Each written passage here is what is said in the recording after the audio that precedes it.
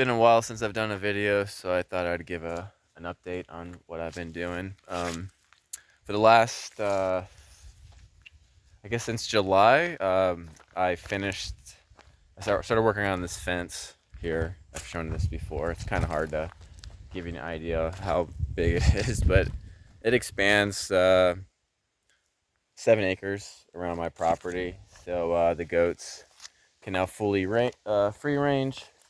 And I got a buck recently too, so he's in there with him now, and I don't let them out to free range on my property, so that's been a lot nicer. I don't have to worry about them messing with my solar, my apple trees, and just all the other mischievous things that they do. So that's been nice.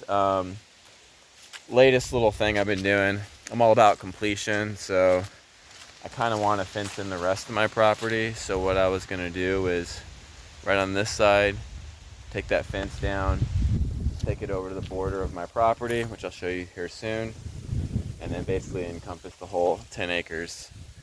It's going to be a big job, but I don't really want to leave something unfinished, so that's my plan. And lately, the last 5 days, believe it or not, this area behind me used to just be covered with thorns and dead undergrowth. Now I can walk through it. It just looks a lot better, so when I drive to my property, it feels pretty good. So because of that, I have lost a lot of privacy. So I can see the road a lot better now, where they used to be covered in thorns was now, it's giving me some privacy. Now it's cleared out. It looks prettier, but even though only 2 other people live past me, I just want to have the privacy completely. So I'll tell you what my idea is for that. But let's see if I can show this here. This is the property line here. So I've been working on running this string, and up here, my goal is to plant a bunch of eastern red cedar kind of in those gaps, which will fill in. So this is an eastern red cedar, and if you have a lot of these, you basically get your privacy back, and they grow pretty fast and they do really well here. I'm a little late to planting. You should plant it late fall, and you want to do it before the first freeze sets in about 6 weeks, and I'm late to do that. But last year I actually planted about a few days before the worst freeze of the year, and those cedars are still doing good, so I'm not going to worry about it. I'm going to do it here soon. But anyway, here's this string right here. Been running it down all the way through here,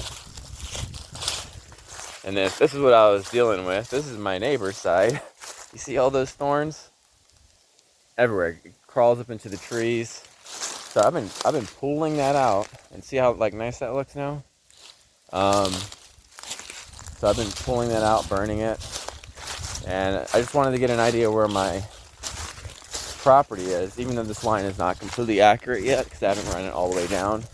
It's actually going to be shifting more to the right, but this is a general idea of where it is. Again, it just looks so much nicer here for me. That's a big part of my property. It's when I finish a big project like the fence, I want to make sure that I usually do something that's more for myself, more aesthetic, which is usually clearing trees. But this line actually needs to be over here, more or less. So I have to work on clearing that out to get it down to my landmark, which is quite a ways down there, but I will do it eventually.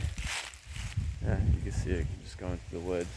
There's other ways to do it, but the cheapest way is just to run this string. It just requires a lot of work, and I have to create a clear path to do that. So that's something I've been working on.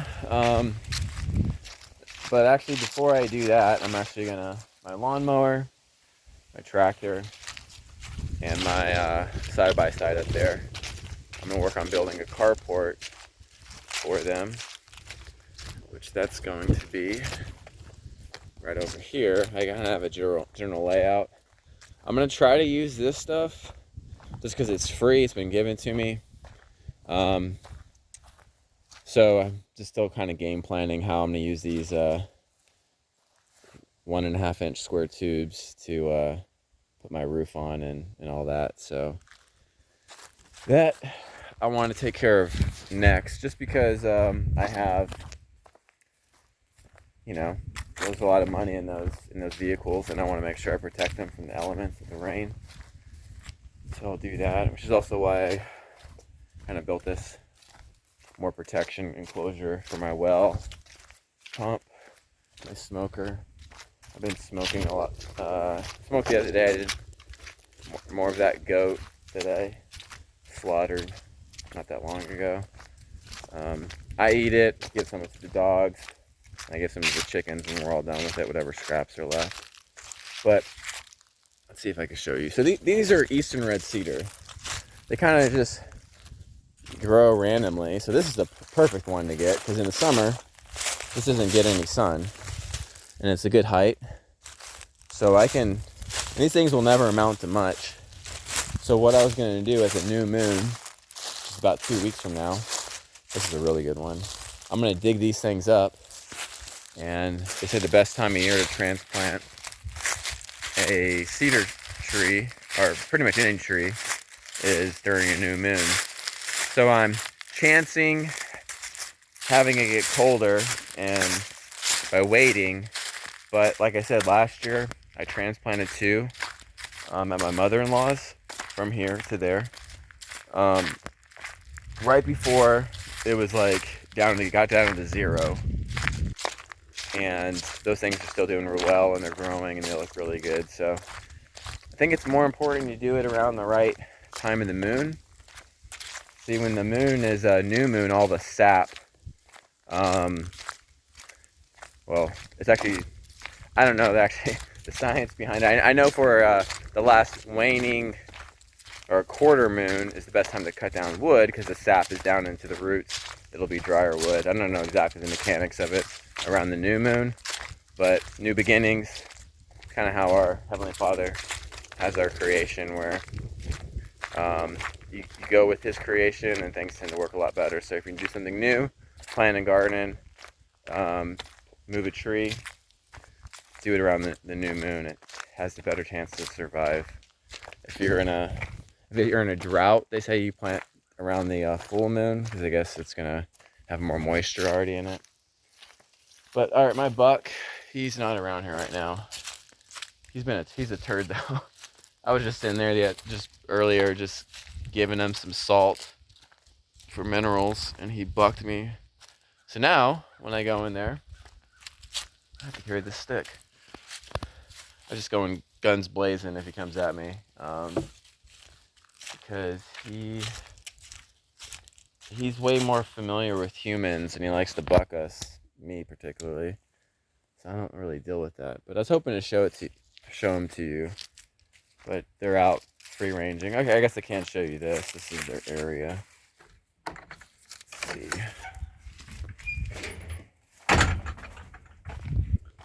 Okay. So there's their hay feeder. I filled with their waters. Again, he's been kind of a pain, because when I come in here, I can't do anything without him harassing me. So I try to come in here when they're not around. Now I'm left unprotected on my stick. Should have brought that, but if he comes at me, I'll have to figure something out. But yeah, they have access to all this woods. Now the problem is it's fall, late fall, winter we're heading into, and there's not a whole lot of vegetation on the trees for them to get to. But they actually do eat the cedars. If there's grass here, that they'll pick at that. It's more around the perimeter. But yeah, I'm gonna come in here, and like I said, I'm gonna pick up all these little Eastern red cedars that I see that are nice and small like that. I'm going to transplant them to my driveway area, just so they will get more sunlight. They'll do better. and I can get my privacy back for that area. I'm just trying to show you how big of an area they have. It goes all the way down there. So then it curls back up the hill. Just for like more of aesthetics, I did do these. They're called Gabion rock stacks. I did these every, let's see how long, about every 10 T-posts. Did a stack of rocks. It makes it look a lot nicer. But so yeah, in the spring this is gonna look a lot more green, and the goats are gonna be able to have their way at this. So that'll be nice. The issue with goats is, though, when you put up a fence, you gotta put it up properly. If there's any small gaps, they will get out. So they've been here for 2 months now, I think, and I haven't let them out. So if there was any weakness to it, they would have found it. So that's encouraging. And chickens are doing good. I just put them up a bit because I'm about to head into town and I won't be here before dark, so I like to put them up when I'm going away into town. So if I know I'm not going to be here before dark, I will put them up. But they've been doing really well. We've been giving them, I haven't had to feed them once. I haven't had to buy feed for them, chicken feed, or give it to them since September, because we've been giving them our excess rice and beans, just scraps. When I smoked that goat, I gave them the bones and all that, and they just pick at that, so that's been nice. But last thing, out of breath, is that buck, I have to decide. They say after 45 days of them being with them, I could either try to resell him, I could slaughter him, which is not ideal just because he's 3 years old. He's gonna be really gamey. He's gonna be tough. He's not gonna be as good as a younger buck. Or I could castrate him and he could be more or less a companion to them. But I'm not leaning towards that just because there's not still a chance that he still may not be well behaved. And then that'll be kind of a waste because no one's going to want to buy a 3-year-old wether that's been intact most of his life. So I'm probably going to try to sell him. I'm probably going to list him here in the next couple weeks. December 15th, it'll be his 45 days. All the does should be pregnant.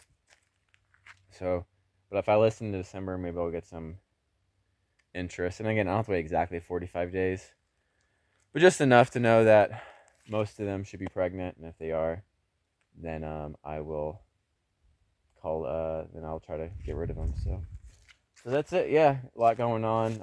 I always have things I'm doing here, but when it's winter, I don't slow down. I pick up because the weather is good. I can work a lot longer. So, okay.